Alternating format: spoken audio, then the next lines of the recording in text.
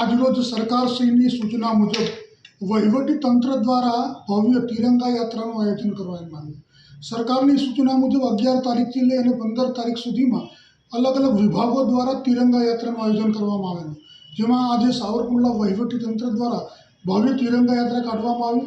આની પાછળનો મુખ્ય ઉદ્દેશ્ય રાષ્ટ્રભાવના જાગે, દેશની અંદર 15મી ઓગસ્ટનો ભવ્ય રીતે ઉજવણી થાય એવા હેતુસર આ તિરંગા યાત્રા કરવામાં આવી. આ સાવરકુંડલાના વહીવટી તંત્રના કર્મચારી સહિત આમ લોકો પણ આ તિરંગા યાત્રામાં જોડાણી સાવરકુંડલાના મુખ્ય માર્ગો પર આ તિરંગા યાત્રા ફરી અને લોકોની અંદર રાષ્ટ્રભાવના જગાવવાનો એક પ્રયાસ કરવામાં આવ્યો. નમસ્કાર, જય હિન્દ.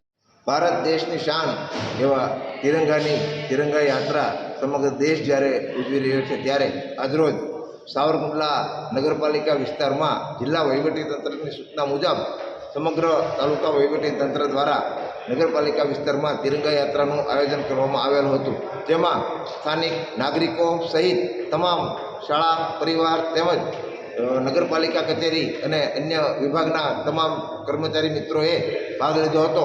અને આ તિરંગા યાત્રા ખૂબ જ હર્ષોલ્લાસ સાથે રાષ્ટ્રગીતના ગાનથી સમાપન કરવામાં આવેલું હતું.